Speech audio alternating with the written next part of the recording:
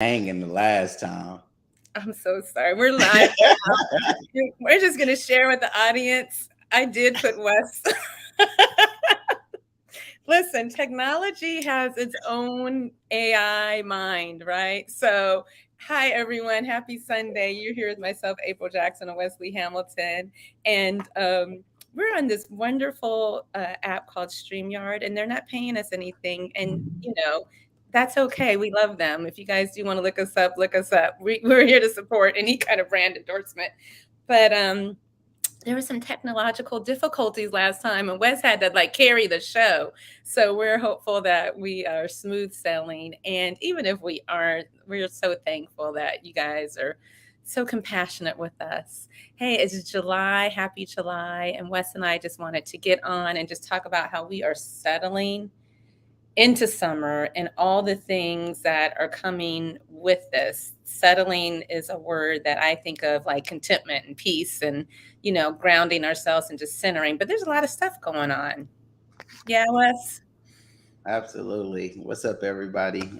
Good morning, afternoon for some, maybe. I don't know. Yeah. But yeah, definitely. There's a lot been happening, within our lives, within our country, and then also the world. So I know that um, it's been a lot of triggering events, and then probably hopefully everyone's had time with their family and friends. So it's just been a lot. It's like you celebrate and then you empathize and then you celebrate and then you like empathizing. So we want to be able to unpack those things from our perspective and be able to share that insight today. Yeah. So thank you guys for joining us. Yet another Sunday. And I think I'm proud of us, Wes. We've been going strong. I mean, we started this. Actually, we are in the process of looking for support so we can give more services to others. So in writing a grant, we were looking back at some of the history and the data and stuff, and I was like, oh my god, 2019, and we're almost we're well into 2022 where we've been doing this. So for you all have been supporting us, thank you so much. So our last newsletter, we talked a lot about community, and we talked about like the health benefits of being in community. And I like how you said we've been, Wes, you were saying we've been spending time with family. We had Fourth of July happen this month, and whatever you do, celebrate it or not, whatever, but it is a good time, I think, for family to get together. And we also are excited. I'm going to hit the bright spots first, West. It's Disability Pride Month, and so we're excited about that. And like Wes, we had a pre-talk, and he was like, this is the first year, because during the pandemic, I guess you couldn't do anything. So this is the Yeah. first year people are really trying to do stuff. Philly did something last year, but Yeah. we are doing stuff this year. No, I mean, yeah, Disability Pride Month. It's a lot. Go ahead, say Being it, brother. an individual living with a disability, having these different months, and then just living in a world where every day is something now. It's just always, uh, yeah. I think it's mind blowing to see how much work we still have to do, but it's also great to see more communities being represented, you Mhm. know, throughout our country in a significant way. And I think like having something where it's Disability Pride Awareness Month, you have companies and organizations actually tapping into that particular, model and being able to represent it, bring people on the forefront, have new voices come to the center of the table. And so I think like those things are very just great and it's happening. And of course, like I have my back biases just because Yeah.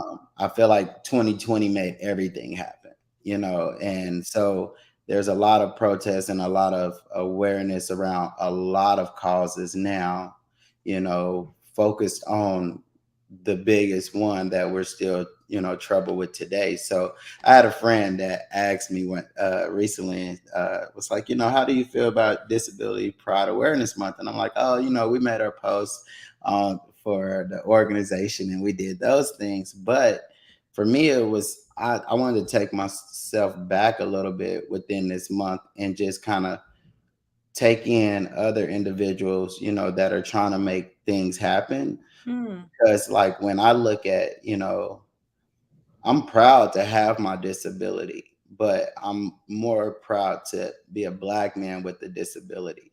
And those two don't mix yet. And so for me, when I look at this month, I don't want to be part of a model that's not representing everybody.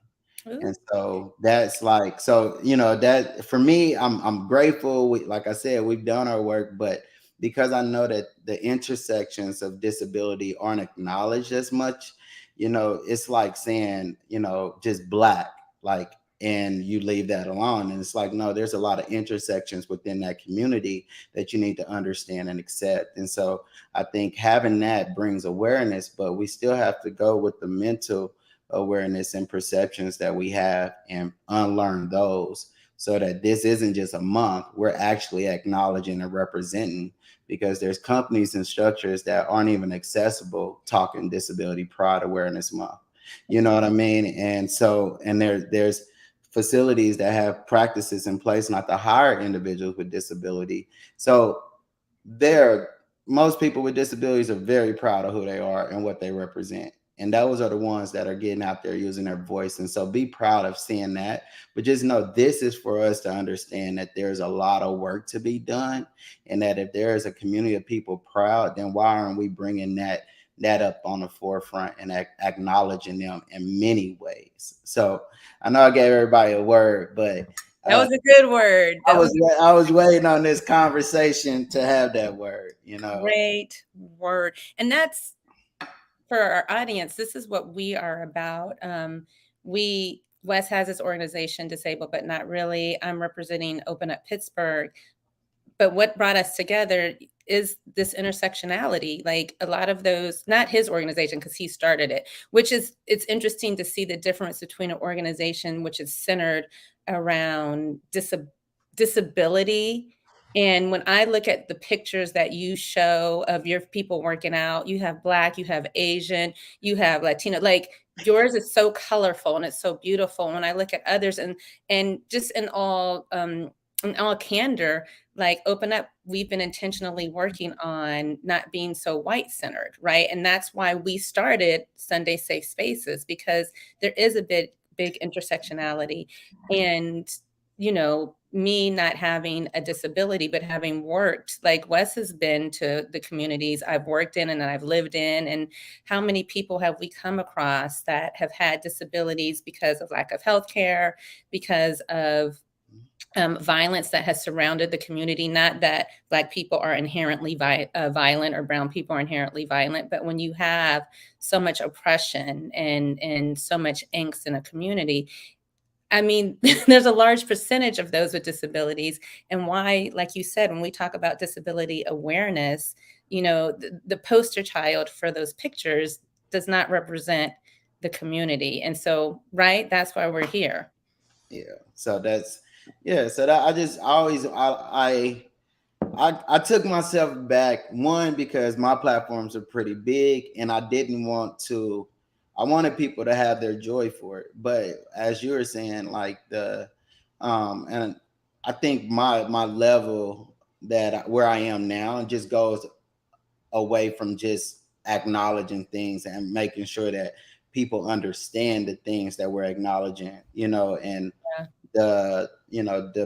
the lens for disability is still a white lens. And even though there are a lot of things happening to change that lens, most people just are stuck in their ways and what they see, and so um constantly doing the work to make sure that people understand there's a community of individuals that don't look like that particular lens, and because of that they aren't getting the resources and they aren't getting the access that everyone uses now. All Yeah. the languages keep changing. Now it's access, and I'm like, oh, Right. you want to use Accessibility access by right proximity. now? Like, okay, I'm ready for it. But Oh, it's like those things, and uh yeah, but I like what you said, April, because I believe that everything that we do, I say like diversity and inclusion from disabled but not really standpoint, it's organic. You know what yeah. I mean? Like there are people coming from all different, walks of life to come into my organization, but I think it has power not only being black led or minority led, but having a disability, and having that experience first, because now there's a lot of relation within a conversation that the people that I work with. And so it's like we're going past like the science in the books, because in reality, disabled but not really is kind of going against the science in the books, especially with what we do. So just understanding and having someone else be able to see that, because I see it, but I keep my thoughts sometimes just on the back end. So thank you for bringing that up, and that was why we posted our uh, disability pride awareness month in that sense, was just so people could see different faces of individuals that are very proud to have their disability, but come from communities still that are full of adversity, Yeah. and so when you see that type of pride, that's different, and it's That is so different. And I think it's important. I know it's important because you show true humanity. And look, you guys, we might be stirring the waves up, but this is a provocative conversation and it's needed. I'm paraphrasing James Baldwin, and not even paraphrasing, like really loosely interpreting something he said a while ago. Um, when he talked about James Baldwin is an author, like one of the world's best authors ever. Um, but he was gay, and he was gay at a time when you weren't supposed to be gay outwardly, right? mhm, Um, but he was writing about the dynamics of being a gay black man and how that was different than being a gay white man. He specifically was talking about that. And there's a sense of privilege still, or there's a sense of this, I'm not supposed to be ostracized. I'm not supposed to be like with Roe v. Wade. A lot of women are in an uproar and they're very upset. And there's like, this isn't supposed to happen to women. Whereas in the Black community, yeah, it's not supposed to happen, but it's been happening. It has been yeah, happening since you used our ancestors to experiment on for all these different I mean, gosh, they put Black women on the table and cut them open literally with no medication or anything to try to figure out the reproductive system of all women. But yet, we aren't supposed to do this. I mean, eugenics has been put on the Black community. There have been so many things that we have not had access to or opportunity to. And not only that, so many things that we were subjected to when it comes to forced sterilization or for forced birth. Like that's what we come from. You better have all these kids so I have more people on my yes, plantation. You know, oh, yes, that's very, you know just kind of veer a little bit, but you know how we do, April. I was just watching something on Netflix. It's a series by attorney. Have you seen it? Was Uh, it Crump? huh? Is it Benjamin Crump's? Yeah, yeah. I And haven't watched it. I haven't watched it. well, he just referenced that, he at the beginning it gives the numbers of slaves that were shipped over here, and then it goes into like it went from like a few 100,000 to millions. And he said, the millions came from breeding Mm, initially here on so when you mentioned that, I wanted to just speak on that, because that was some knowledge that was just kind of planted when I was watching the special, and it was powerful even when he said it, because it went from just a few 100,000, you're losing people, you're going through all of this, to you actually breeding human beings. And so when you put the reference to the Roe v. Wade, it does make sense, and a lot of people don't understand that part, when it comes to, matching the strongest individual with, and breeding. It's the same way what people are doing right now when they selling puppies and trying to make sure that they get the best breed. Like they were doing this to African Human Americans. beings. Yeah, they were doing that to us because we were considered animals in other people's eyes. So no, I just wanted to make sure I referenced that. So if y'all needed to go see a special that really speaks to facts, yeah, it's Benjamin Crump, and when we do our references at the end, we'll just make sure that we throw that back out for people that want to learn more, because it talks about everything April just spoke on. Yeah. And I like that we are able to talk about this, Wes, because again, our June newsletter, which captured June, and we celebrated Juneteenth, and the most important thing, and Father's Day, but all of that was about community and in celebrating. I like how you said, like, we've gone through some heavy stuff, and then we celebrate, and then we go through some heavy stuff and we celebrate. But my gosh, we need the celebrations. We need Yeah, to know that we are human beings and we still have joy, because that's how you build your resilience, you build up your hope, and you're able to move forward. And then when the next tragedy comes, which it sinks our hearts, it hurts to see another Black man was shot and killed in the back, and regardless of anything, the the guy who shot up everybody in Chicago at Highland Park at that Fourth of July celebration, mm, somehow he's still alive. He didn't get shot 60 times. And I'm not saying anyone should. I'm very anti gun violence, very anti, me, I'm like peace and love yeah, with everybody. But why are we still seeing these disparities? And why today, like you said, 2020, like the veil was lifted and we see what's happening, and it's still happening. it's still Um, happening. People, I feel like, I definitely feel like 2022, the systems that's in place was to try to quiet things down, in a lot of ways. mm, And because of that, it brought the wake of this, Jalen Walker situation. And I've tried my best not to just watch anything in reference to it, because it is, it's traumatic, and it's triggering. And I think recently I did end up catching the video, and it's the video itself just don't make sense. Like when I think of like humanity and like people, and just, this man was shot, I don't know, over 20 times, and yes, 60 times. I think 60, 90 shots were fired and he was hit 60 times, and right? just that alone, um in the world and everything that we've seen, it just doesn't make sense to me. But what it does, it's like it makes sense, but it doesn't, right? Like it's like, because as much awareness as we were pushing in 2020, and again, it's crazy that's only been a couple years, all the other things started to shed more light, and corporations and everything started to focus on those causes more than the main cause, Mm, and so I'm not saying that had an issue, but it definitely had a tremendous, from my visual, there's no talk about Black lives anything anymore, that's a good point. and it's just kind of like, even with the George Floyd anniversary this year, it wasn't as amplified as it was last year.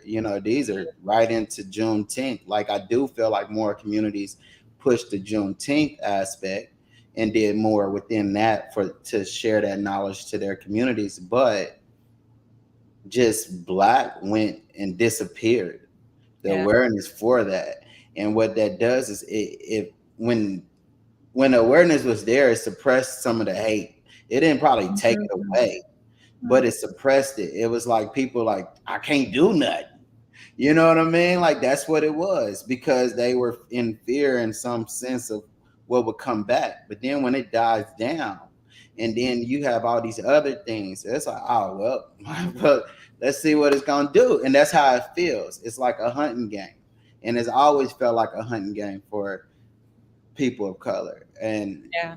primarily black. And and because of that, I think we're just seeing it again. You know what I mean? And what you got all these individuals going to be looking at the news headlines, trying to figure out the charges, but in reality, we know what's going to happen. Yeah. And that's because, yeah, like I'm not saying the movers and shakers aren't still moving and shaking.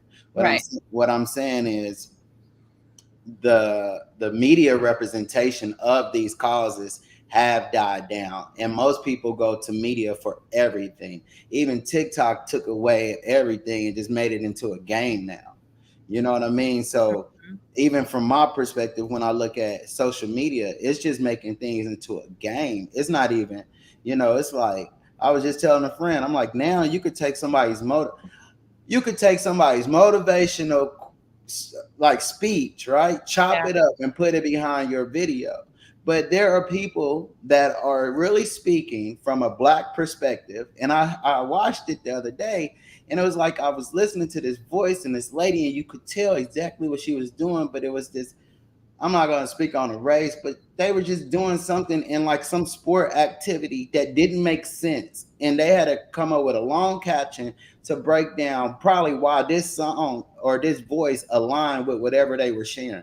Didn't make sense to me, Yeah. because I'm like, that person spoke their heart to speak to a community of people, and people are just grabbing that and saying, oh, this is for Using it me. as a sound for something else. It's something not And even. it's like it's a game now. You know what I mean? Like Yeah. no, like and so for me, I'm like a lot of times I'm like, dang, should I put my voice up and share a speech? And I'm like, no, because I don't want nobody to put that behind something else that don't even align with what I was actually speaking on. Yeah. And I feel like that's what's happening right now. It's like you and that is a game. It's like you're taking free speech and turning it into a game now. And there are people that are real advocates that are really speaking to change things, and people just putting some dumb video behind it like hell yeah. Like no, that's not what it, so that's how I've seen it. That's been the initial shift. And the worst part is it's attacking the youth. So like when you think about what's going to happen in the future, if we're not digging into what's happening with our youth right now, then the future is non-existent Yeah. because everyone gets old. Well, we got all these young individuals that are constantly growing, and they don't even have a place right now because all they have is what's a game. Yeah. No one's taking it serious, and so we have to get back to the serious ways of doing things in order to see things change. And I think that it's just getting quieter. It's just getting quieter, and that's the bad part, And the thing for me is putting a bad taste. I've been off of social media for a few, about almost a week now. I feel good about it. You do. I was going to ask you, like, you my social media motivation. It's just honestly, one, I just don't.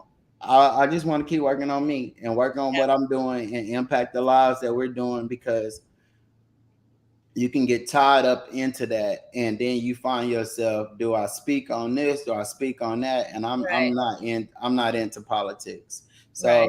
So for me, I'm gonna just move into a different direction and keep doing the impact we're doing and that we've been doing, and then kind of try to grow that without the media attention. So I'm with you on that too, because it's grassroots and it's community and it's, if we're not okay, how can we share and be okay for others and support others who are okay? You know? exactly. And I hear what you're saying with this social media game. I was just talking about how it's a game. I just like, this isn't even shallow, but my son, the content creator, and I see it, and I see the algorithms, I see, the play behind it and the politics behind it. And Beyonce just posted a TikTok. I was telling Quincy, he's like, and I'm like, you don't understand, this is a game changer, because now and I appreciate what she did. She called out all the creators that she used. The video is a whole bunch of different creators Mhm. dancing to her song, and she tagged them all that. But I'm like, TikTok is now just brand endorsements. You know what I mean? Like you were saying, it's all just quick snippets. It's all like Yeah, just branding. Snapchat, I'm not on it. It's all advertisement. It's all big companies, and like big companies are taking over all of those platforms. You get paid more from the brand endorsements that you do yeah. than you do from just people viewing it. And like you said, disability awareness, they're like, oh, we love disabled people. Juneteenth, oh my God, it's Juneteenth. Let's make Juneteenth ice cream. Um, you know, Black History Month, oh, we love Black people, and it's, do I had you? the whole Bath and Body Works collection. No. I did. I went in there. I said, "Oh, they were," and I don't know. At this time, maybe it didn't click. I'm like, "Oh, they really trying to do something, huh?" I went and grabbed it all, had the candles and stuff, and then like the next day, I said, "Man, what Like they got you, right? the?" I still get it, and I gave them my money. uh, Yeah, where's the leverage behind it? Where's the meat behind it? Where's, like, when you look, I had a meeting with a company, the owner of the company, who's a woman, that's fine, but I shared with her, like, when I'm sharing your product and your services with others, I'm going into a community that has some really strong challenges socioeconomically. Everyone is of color. And then I'm giving them your stuff where it's just like all white centered. Like, here's the happy white family. Here's the happy white food you should eat. And I'm just speaking very candidly. And when I look at the leadership, and I told her, like, when you look at your leadership, if you're in the room and everyone else looks like you, everyone is white, why doesn't it click with you to change that? Mhm. Like, where is the disconnect? And I talk a lot about immunity to change, which Dr. Robert Kagan and Lisa Lachey talked about. There's this disconnect to change, and people are still, we try, like, I know I'm just like, I'm gonna stop eating potato chips every night. And then I keep eating these potato chips every night or 3 times a week. And I just like, I love these, but I've created this habit, right? And although I have said I'm going to stop, I don't stop. And so how do I Mhm. tap into the change? And that's what I see companies doing. They don't want to change. They have gotten Yes. their multi-million dollars. They know how to pander to the base. And again, we're still seeing, like you said, a Jalen Walker getting shot. We're still seeing like people being oppressed. Most people are comfortable. They don't want it. They just don't. Change makes everything uncomfortable. Change makes you change the whole structure.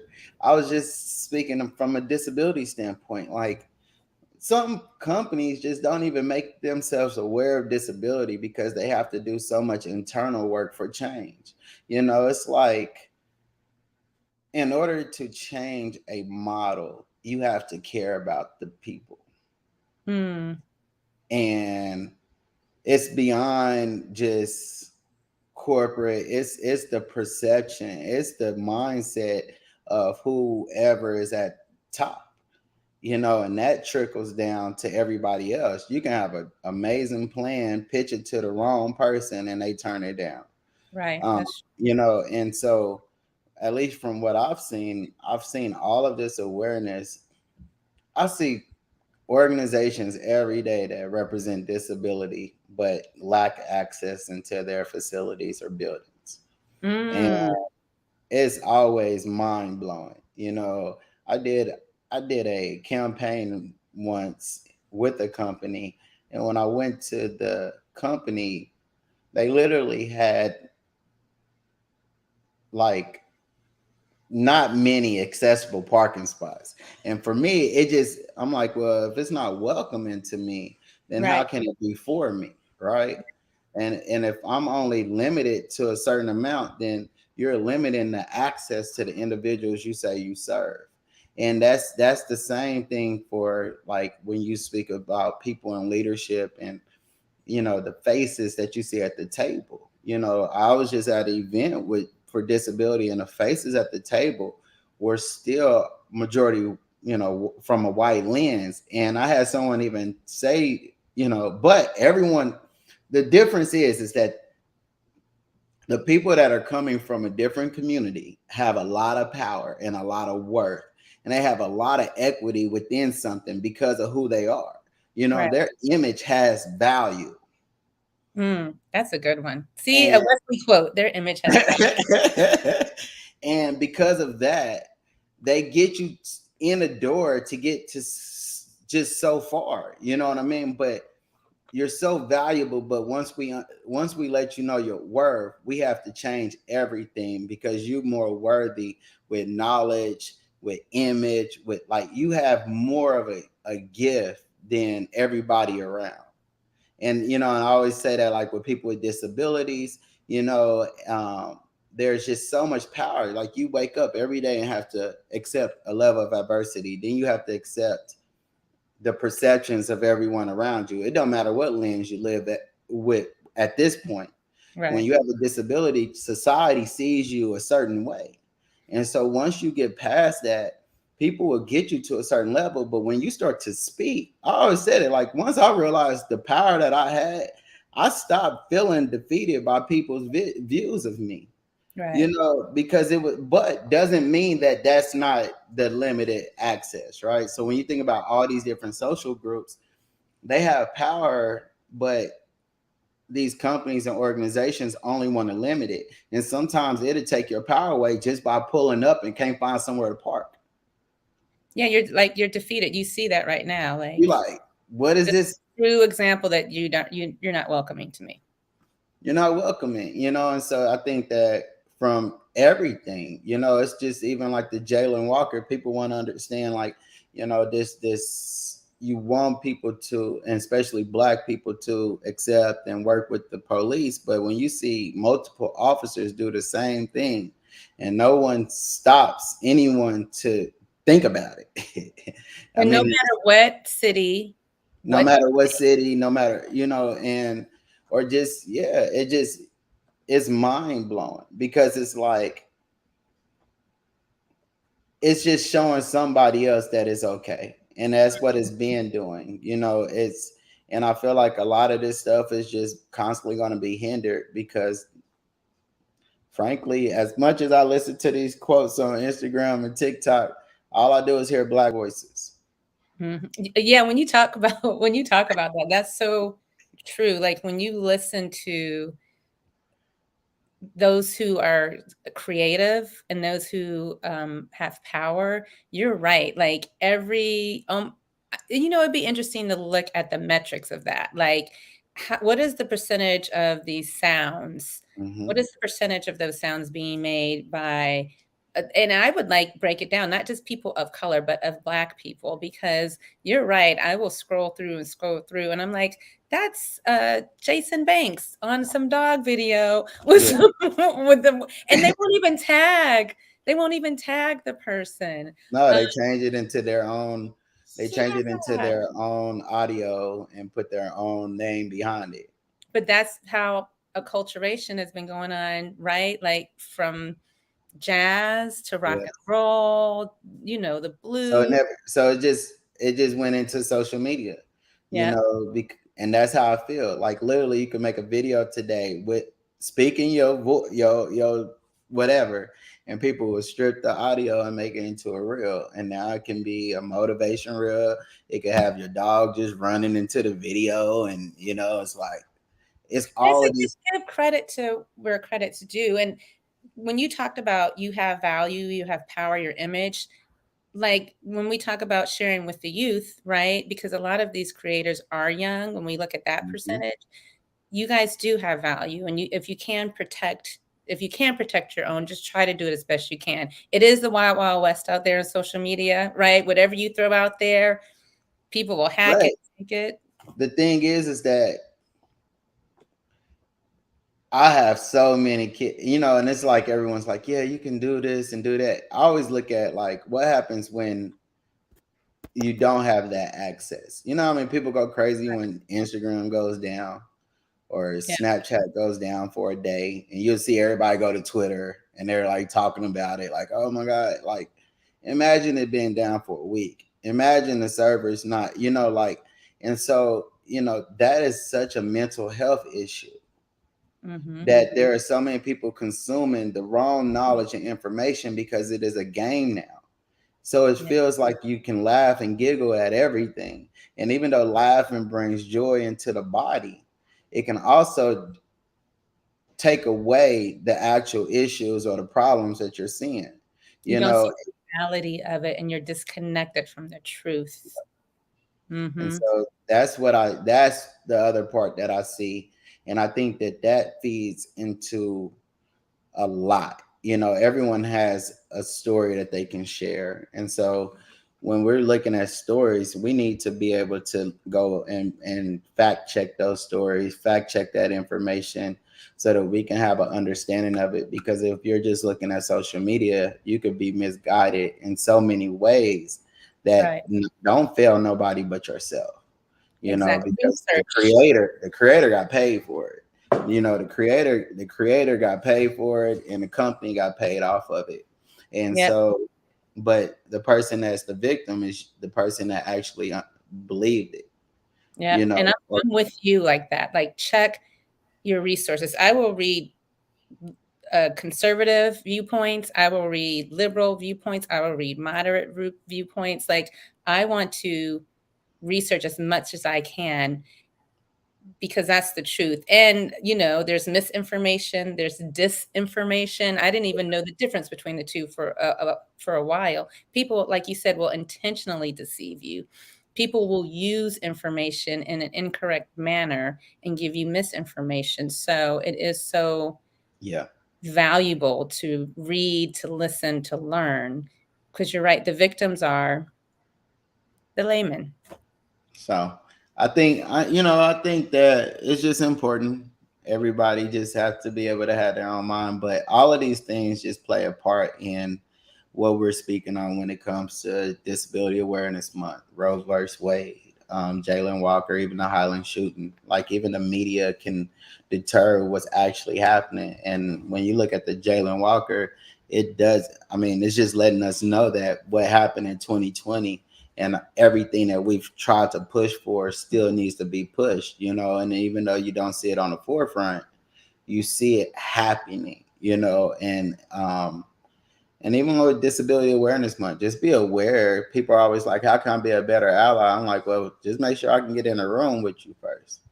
But you know what? See, and what you said just kind of validated. Like when I told you I want to bring you to my house, and I stood on the lawn. I was like, I might have to, not just for you, but just in general. It, like, made Yeah. me aware of, like, you'd be rolling down the hill. But why can't we do that for everybody? Like you said, like when you walk into my house, if you tell me I only eat pork, I might not eat pork, but I might be like, I'm gonna go buy this for this person because this is what they prefer. Like, Yeah. I was sharing with one of my kids, like, you always entertain people in your home. It doesn't matter your level of comfort sometimes, because like the Bible says, you might be entertaining an angel, right? And you just do that. And that's, to me, allyship. Yeah. I'm going to It's entertain these people. it's funny. You ever go to like the real dope breakfast spots and all they do is sell like pork sausage or something and bacon and it's like all this stuff in the world is happening and you don't have other meat options, Can and I get a turkey, sausage, or something? it'd be so mind blowing. And I'm sure everybody feels that way. You like, oh, do you have any meat substitute? Like, no, we just got bacon. You're And they like, get mad at you, like, don't be asking either. You're and like, it's like, man, but in the time, like, I could go buy you some bacon if you need it. Like, I'll just bring it to you. and then you got to settle for just eating straight carbs or something because they don't have. So, I mean, even like that, there are just a lot of people that's like my way or the highway, Yeah. you Yeah. know. And it's okay if you, like, to me, if you're like, well, this is my specialty and I don't know how to do it any other way, or this is my niche and I'm just solely focused on this. And at the same time, you can still be open to Yeah. having options. Like, I do keep a stash in the back because this has happened a few times, right? Again, that speaks to allyship. I Yeah. because our time goes by so fast. What are you doing, like through all of this, to like settle yourself and settle into the summertime? I think my year was full of a whirlwind. So right now I'm just kind of going back into um what just brought me my joy and peace Mm, within myself. And so like just going back into the old things. I'm going back and reading old books that okay. maybe I consumed years ago. I'm going like figuring out my own routine back in the gym, like instead of just this straight strict one.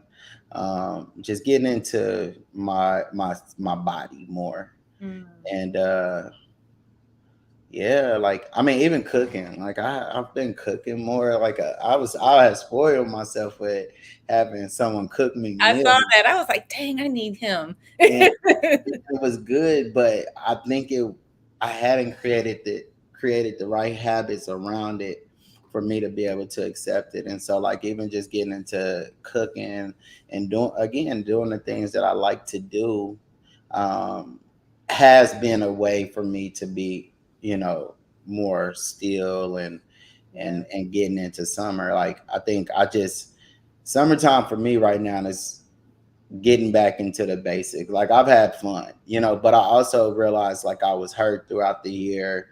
I was Hmm. trying to heal myself, and that enough that I enjoyed myself, whether it was trying to help with depression or whatever. I was just out. And so Yeah. now, like, for me, it's summertime. It's like, I don't want to wait till December to come up with, my next year's plan. Mm.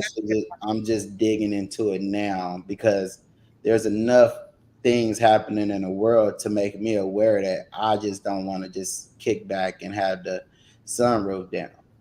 Like I want to be truly into myself and constantly feeding the world with, what I believe I can give.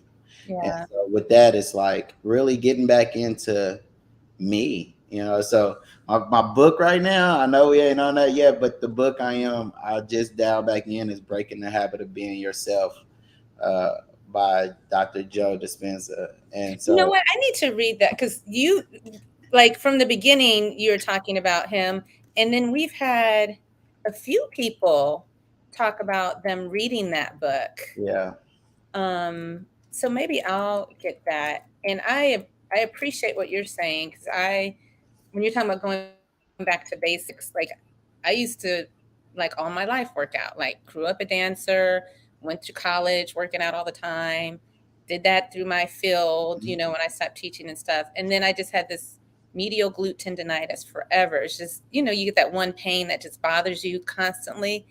So I started doing Pilates because I grew up a dancer and that's what you do. But I stopped teaching so much too. Like, yeah, because I just kept teaching and then I felt like a hypocrite because I'm like, well, I'm not doing it myself. And I didn't have time to do it myself and I didn't have the mental wherewithal to do it mm, myself. And I was reflecting back on times where I've gone through some really, really hard times. And the thing that kept my mental health was being able to go to the gym and even having that hour or two of working out. I wasn't thinking about the past and all the pressures and all the stress. So I too have been trying to do that this summer, be consistent and, simple things like walk the dog, which, yeah, my dog, he doesn't bark as much when I walk him. And be outside. Like I have the deck, like I'm just going to walk in the grass barefoot and just be able to do that. And like you said, going back to reading, I've been trying to just read books that aren't so heavy, hmm and go back to my meditation practice, which I'm not saying I have done that a lot, but just enough. Because in all of this is mental health. With Jalen Walker, my son was sharing because he had watched the video, and I had like angst about him. He's a grown young man, the oldest one. But in reading that young man had just lost his fiance. Like his fiance was killed in a car wreck like mm, a few months before. When I say few, like 2 or 3 months before, her and her sister were in a car wreck and the car was hit. And from what he told me and what I read is that he had a gun and he had the wedding ring in his car. I Mm, don't know, but you yeah. see what I'm saying? Like his mental health, Yeah. he was hurting. That young man was hurting, and he didn't do anything wrong, period. And like you take somebody in our community whose mental health was, exacerbated and tested from his loss, and then you create even more trauma for all of us. Yeah. Be like, dang, can't we even hurt? Can't we even try to heal? Mm, And so I like what you're saying about getting back to yourself. And I'm hoping that we all can do that. Because as we saw this week, the universe is a huge, huge, huge place. yeah.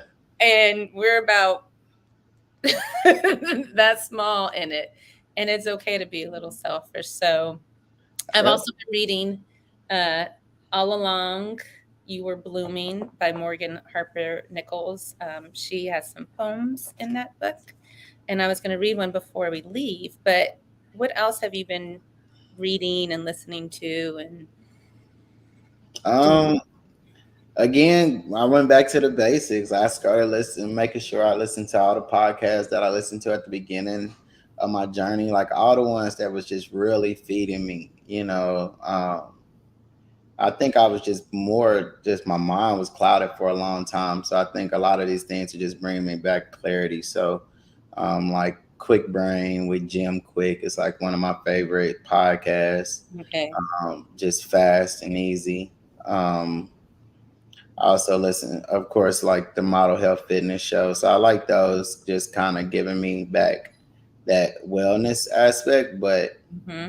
no, really, a lot of Dr. Joe Dispenza lately. I've been listening to like tr- interviews that he got, like all of that. Really, he just speaks so much of getting out of your body Mm. and really going after, maximizing your potential in a sense. And so for me, it is like that's where I am. I just moved to LA. I just did all these things, and I need to be able to maximize my potential. And in order for me to do that, I have to get out of my body because I reached my cap where I am, Yeah. and that's how I feel. It's like, in order for me to go even further now, I have to get out of this body and grow.